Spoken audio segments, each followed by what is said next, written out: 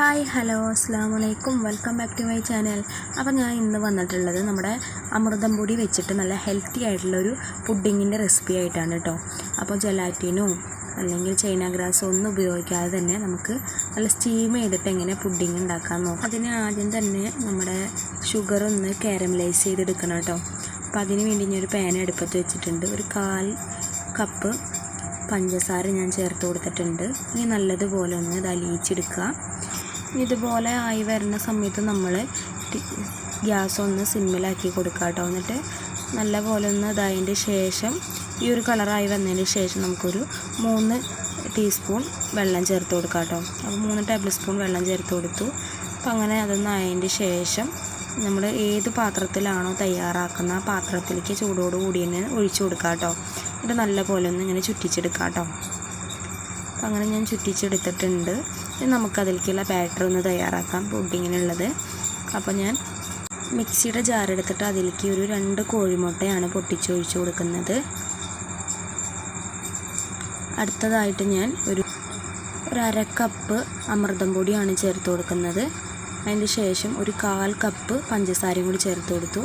പിന്നെ 1 കപ്പ് പാലും കൂടി, അത് തിളപ്പിച്ച പാലാണ്, ഇളം ചൂടുള്ള പാല്. പിന്നെ ഒരു ഫ്ലേവറിന് വേണ്ടി ഏലക്കായ ചേർത്ത് കൊടുത്തിട്ടുണ്ട്. നല്ല പോലെ ഒന്ന് അരച്ചെടുക്കാം. അതിന് ശേഷം ഇതിലേക്ക് ഒന്ന് ഒഴിച്ചു കൊടുക്കാം കേട്ടോ.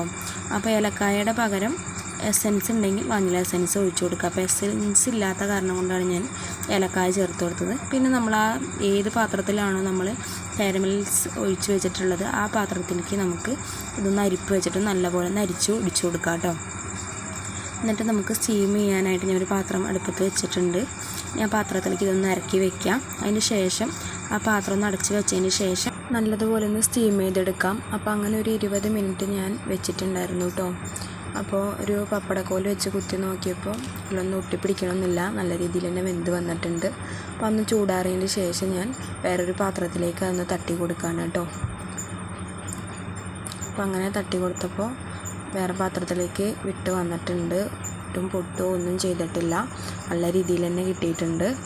അപ്പോൾ ഇത്രയേ ഉള്ളൂ കേട്ടോ. നമ്മുടെ ഈ റെസിപ്പി തയ്യാറാക്കാനായിട്ട് വളരെ എളുപ്പമാണ്. അതുപോലെ തന്നെ കുട്ടികൾക്കൊക്കെ കൊടുക്കാൻ പറ്റിയ നല്ല ഹെൽത്തി ആയിട്ടുള്ളൊരു പുഡിങ്ങാണ്. അപ്പോൾ എല്ലാവരും ഒന്ന് ട്രൈ ചെയ്ത് നോക്കുക. വീഡിയോ ഇഷ്ടമാണെങ്കിൽ സപ്പോർട്ട് ചെയ്യുക.